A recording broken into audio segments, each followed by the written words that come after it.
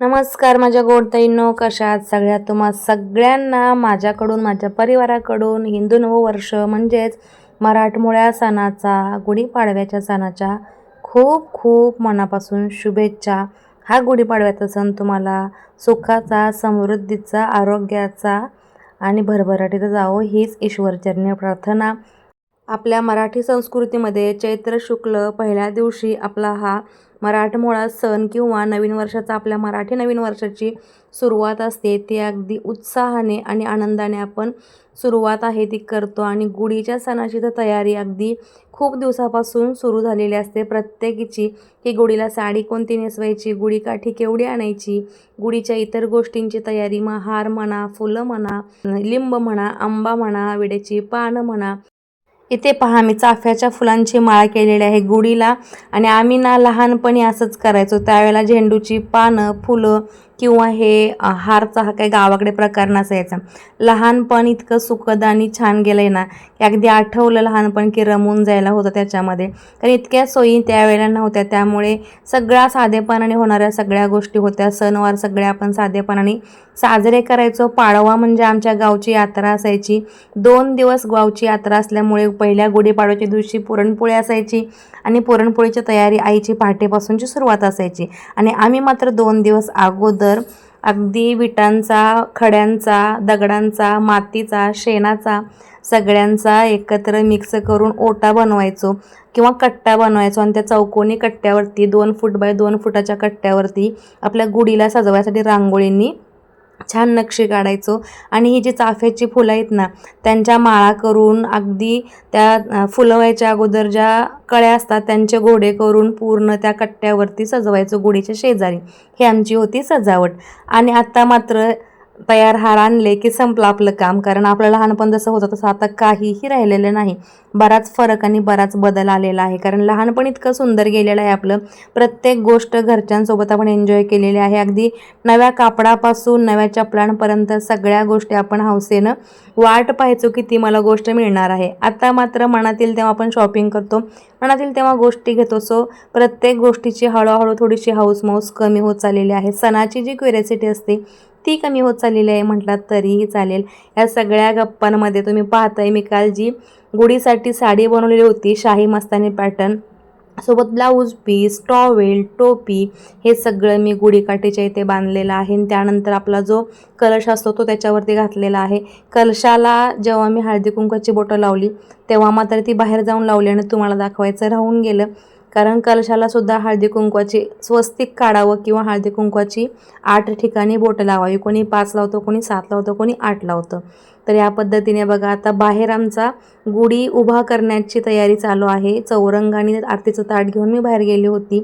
आणि यावेळेच्या गुढीची गंमत तुम्हाला सांगू का? आम्ही लहानपणी गुढीकाठी जी आहे किंवा हा चिवा आहे, त्याला चिवा म्हणतात, पण ॲक्च्युली आज तिला गुढी म्हणतात.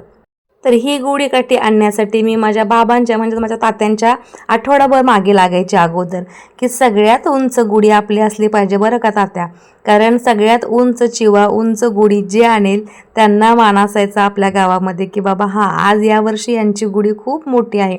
अक्षरशः तो गुढीकाठीचा चिवा आवरता आवरायचा नाही 2 माणसांना इतका लांब सडक असा उंच असायचा. आणि प्रत्येकाच्या घरासमोर उंच उंच गुढ्या उभारलेल्या असायच्या. आईचं नऊवारी लुगडं किंवा नऊवारी साडी असायची गुढीला, टॉवेल टोपीसोबत बरोबर गुढी उभं राहिली जायची.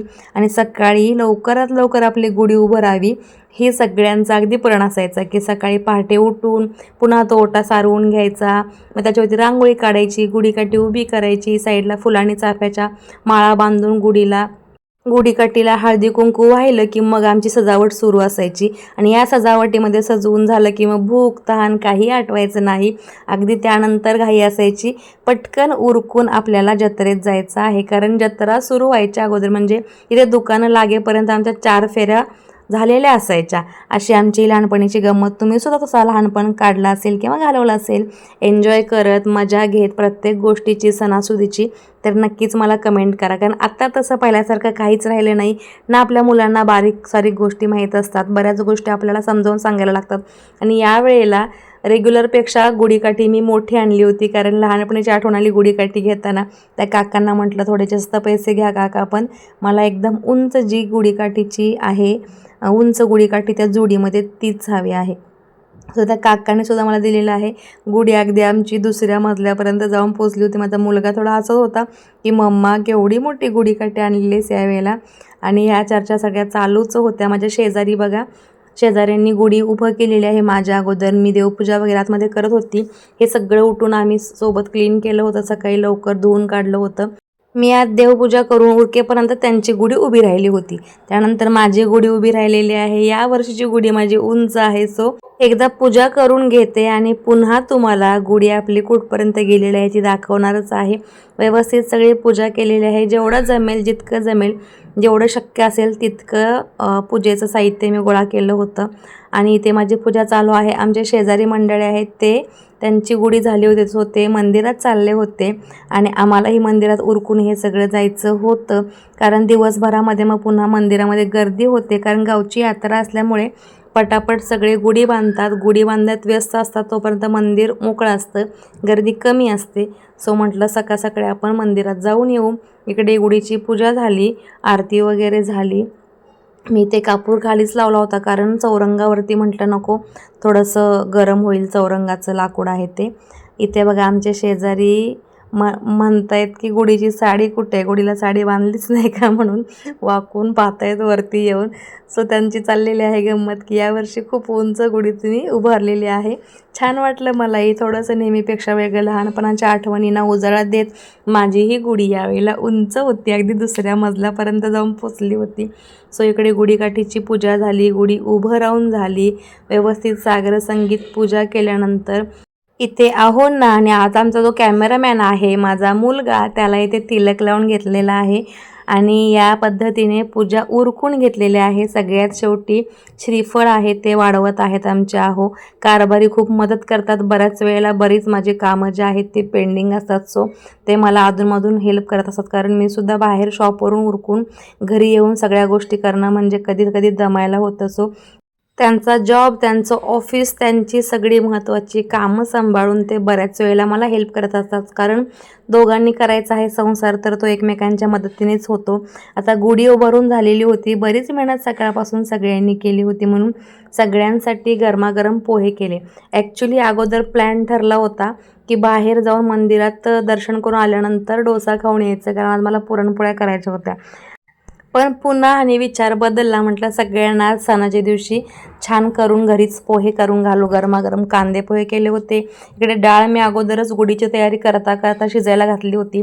त्यातला येळवणी काढून घेतलेला आहे. आज हा गूळ जो चिरलेला आहे तो माझ्या लेकाने चिरून दिलेला आहे. आणि इकडे हे येळवणी काढून ठेवलेलं आहे. चाळणीच्या खाली बघा येळवणी आहे. तर ह्याची कटाची आमटी म्हणजे शेक करायची आहे. आणि इकडे ही नाश्त्या पाण्याची, चहा पाण्याची भांडी पडलेली आहेत. सगळ्या गोष्टी उरकायचं म्हणलं की सणासुदीला एखादं काम पाठीमागे पडतच. आता इथे डाळ व्यवस्थित येळवणी काढल्यानंतर थोडीशी सुकली होती, त्याच्यामध्ये हा गूळ घातलेला आहे. आता गूळ किती घातला आणि डाळ किती आहे तुम्हाला जर अंदाज येत नसेल तर सांगते. अर्धा किलो डाळ घेतली होती चणा डाळ पोळ्यांसाठी. त्याच्यामध्ये मी 550 ग्रॅम गूळ घालते, कारण मला थोडासा चढता गोडवा आवडतो पुरणपोळ्यांमध्ये. सो डाळ इकडे पुरण आहे तो गूळ डाळ मिक्स होऊन गॅस चालू आहे. तोपर्यंत नाश्ता झाला होता, 5 मिनटं मुराला ठेवला होता. पोहे झाल्यानंतर म्हणजे छान त्याचा लिंबू साखरेचा आरोमा त्याच्यामध्ये टेस्ट देऊन जातो. आणि आता नाश्ता बनवतीये, वाढतीये. गरमागरम कांदा पोहे खायला या. कोणाकोणाला आवडतात सांगा मला कमेंट सेक्शनला. पोटोबा झाला, आता विठोबा करायला स्वारी निघाली. गावामध्ये पोचल्यानंतर तुम्ही गर्दी पाहताय. सगळ्यांना मंदिरामध्ये देवाचं दर्शन करायचं आहे. आणि हे डोळसनाथ महाराजांचं मंदिर आहे, छान सजवलेलं आहे. सगळीकडून मंडप घातलेला आहे की येणाऱ्या भाविकांना दर्शनाला ज्या येतात भाविक त्यांना उन्हामध्ये उभं राहायला नको. तरीसुद्धा अर्धा ते पाऊण तास आम्हाला लाईनमध्ये लागला होता, कारण उशीर होऊन गेला होता नाश्ता पाणी करून गेल्यामुळे. आणि इथे बघा बैलगाड्यांची शर्यत इतकी असते तळेगावमध्ये, वेळ आहे लोकांना. खूप हौशी कलाकार आहेत. सो देवाच्या दर्शनाला जेजुरीचा भंडारा उधळलेला होता. बैलांच्या अंगावरती खिलारी पाडे जे होते त्यांच्या, आणि देवदर्शनाला आणले होते. सो त्यांचासुद्धा तुम्हाला छोटासा व्हिडिओ क्लिप दाखवलेला आहे. आतमध्ये मंदिरामध्ये सुद्धा खूप सुंदर सजावट केली होती. या गावचे जे ग्रामदैवत आहेत श्री डोळसनाथ महाराज, त्यांच्याच नावची ही जत्रा असते. 2 दिवस खूप मोठी जत्रा भरते आणि सगळे भाविक अगदी मनोभावे देवदर्शन करण्यासाठी येतात. आतमध्ये इतकं सुंदर सजवलं होतं, मंडप वगैरे सुंदर घातला होता, प्रत्येकाची सोय व्यवस्थित केली होती. आणि याच मंदिरामध्ये दीपोत्सवसुद्धा असतो दसरा झाल्यानंतर. तर त्यावेळेला तुम्हाला दीपोत्सवाचा सुद्धा मी एक व्हिडिओ शेअर केलेला आहे, पाहिला नसाल तर नक्कीच पाहू शकता. अख्खं हे जे मंदिर आहे श्री डोळसनाथ महाराजांचं, ते पूर्ण दिव्यांनी उजळून निघतं आणि दिव्यांच्या वातीच्या प्रकाशामध्ये लख्ख प्रॉपर देवदर्शन आपण करू शकतो. इतका सुंदर नजारा असतो की अगदी डोळ्यांना दिपवून ठेवतो. तुम्हाला नेक्स्ट टाईमच्या दीपोत्सवामध्ये नक्कीच पुन्हा हा व्हिडिओ मी शेअर करेन. तसं तुम्हाला जर व्हिडिओ पाहायचा असेल तर नक्कीच कमेंट करा. आता आम्ही हळूहळू आमची जी रांग आहे ती मंदिराच्या गाभाऱ्यापर्यंत आली होती, म्हणजे मंदिराचा जो उंबरठा आहे तिथपर्यंत आली होती. आणि इथे आता बघा आतमध्ये तुम्हाला गाभाऱ्यात दाखवते, भरपूर मंदिरामध्ये गर्दी आहे. पोलीस कॉन्स्टेबलसुद्धा होत्या, त्यासुद्धा वैतागल्या होत्या लोकांना अरेंज करता करता. सो इथे बघा थोडंसं क्लोजअप घेऊन तुम्हाला डोळसनाथ महाराजांची मूर्ती आणि त्यांच्या सव आहेत त्या दाखवते. जोडी इथे विराजमान आहे. ह्या अख्ख्या गावाचं ग्रामदैवत आहे, खूप मान्यता आहे ह्या दैवताची, डोळसनाथ महाराजांची. सो यांचं दर्शन घ्यायला इतके भाविक इतक्या श्रद्धेने एवढी गर्दी करतात की संध्याकाळी अजून लाईन कुठे जाईल, रांग कुठे जाईल हे माहीत नव्हतं.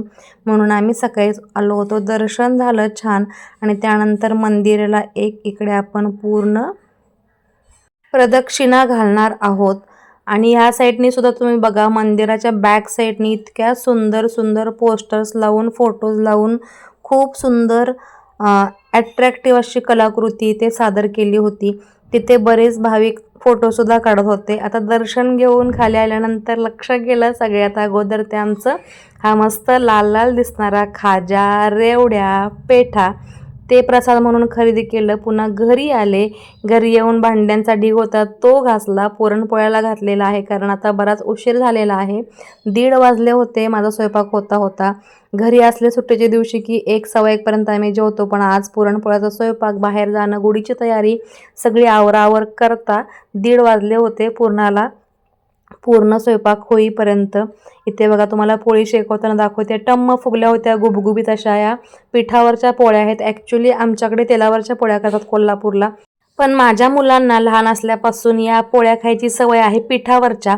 तर गावी कधी आम्ही गेलो तर तेलावरच्या पोळ्या करतो किंवा माझ्या जाऊबाई करतात सुंदर तेलावरच्या पोळ्या. माझी आईसुद्धा खूप छान सुगरण होती, छान पोळ्या करायची. पोळ्याच काय प्रत्येक स्वयंपाक खूप सुंदर करायची. आणि मी ह्या पिठाच्या पोळ्या करते आणि तुपावरती भाजते, कारण मुलांना लहानपणापासून याच पोळ्यांची सवय आहे. त्यामुळे तेलावरची पोळी गावी गेल्यानंतर कधी खाल्ली की ते म्हणतात, मोठ्या मम्मीचा पुरण संपला होता का गं मम्मा, म्हणून खूप पातळ पातळ पोळ्या केल्यात. त्याच्यामुळे ह्या सवयीच्या पोळ्या ज्या आहेत त्याच त्यांना आवडतात. आणि आता सध्या तर मी गावी गेले की आमचे दादा म्हणजे मोठे दीर जे आहेत त्यांनासुद्धा माझ्याच हातच्या या पिठावरच्या गुबगुबीत पोळ्या आवडतात. छान तुपावरती भाजलेल्या ह्या पोळ्या इतक्या खमंग आणि खरपूस लागतात की छान वाटतं, अगदी आत्मा तृप्त होतो पोळ्या खाताना. इकडे मी पुरणाचे हुंडे करून ठेवले होते, कारण पुन्हा पुन्हा हात खराब होत नाही आणि कणिक आहे ती आपली पातळ असल्यामुळे चिटकत नाही पुरणाचा हात कणकेला. आणि आपण पोळी भाजताना उलटण्याला जास्त पिठाचा प्रकार किंवा जास्त तो किटत नाही, त्यामुळे व्यवस्थित इथे हुंडे मी करून ठेवते आणि मग पोळ्यांना घेते. पोळ्या करताना मी अर्धा मैदा आणि अर्धा गहू पीठ वापरलेलं आहे. जास्त मैदा खाऊ नये किंवा जास्त मैदा पोटात जाऊ नये यासाठी थोडीशी घेतलेली काळजी आहे. तर इकडे बऱ्यापैकी आता पोळ्या माझ्या होत आलेल्या आहेत. अर्धा किलोमध्ये नाही म्हटलं तर या 27 ते 28, थोड्या पातळ केल्या तर 30पर्यंत पोळ्या होतात. एक पोळी तुम्हाला मी इथे दाखवते, इतकी मऊ लुसलुशीत पोळी झालेली आहे की अगदी ओठाने खाऊ शकाल. आणि आतमध्ये सुद्धा याच्या पुरण जो आहे तो अगदी गच्च भरलेला आहे, त्यामुळे भरपूर भरलेल्या पुरणाची गुबगुबीत अशी ही पोळी आहे. छान तुपावरती भाजल्यामुळे तिचा सुवास इतका सुंदर सुटला आहे. वरून तुम्हाला ह्याच्यावर तूप घालायचं असेल तरीसुद्धा तुम्ही घालू शकता. आता माझा मुलगा म्हटला, ही पोळी तू मुद्दामून का बरं फोडलीस, आता ही पोळी तूच खायची. म्हटलं ठीक आहे मी खाईन, तुम्हाला दाखवण्यासाठी म्हटलं ही पोळी मी फोडून दाखवलेली आहे. सो त्याने ती पोळी माझ्या नावाची ठेवली होती. इकडे फायनली पोळ्या झालेल्या आहेत आणि स्वयंपाक काय काय केलेले दाखवते. इथे बटाट्याची भाजी आहे पोळ्यांसोबत खायला. दरवेळेला पुरणपोळी केली की थोडेसे पुरणाचे हुंडे शिल्लक ठेवते, म्हणजे एक 4 दिवस झाले की पुन्हा पुरणाची पोळी खाऊ वाटली तर खाऊ शकते. ही कटाची आमटी केलेली आहे आणि ही शेवटची पुरणपोळी खरपूस भाजलेली आहे, कारण मला अशी क्रिस्पी पुरणपोळी खूप आवडते. थोडेसे पापड भाजून देवाला गुढीला नैवेद्य दाखवला की मग जेवायला मोकळे. तुम्हीही या जेवायला. आजच्या गुढीचा स्वयंपाक असा आहे. एकंदरीत आजचा गुढीपाडवा असा साजरा केलेला. व्हिडिओ आवडला असेल तर लाईक करा, शेअर करा, सबस्क्राईब करा. बाय.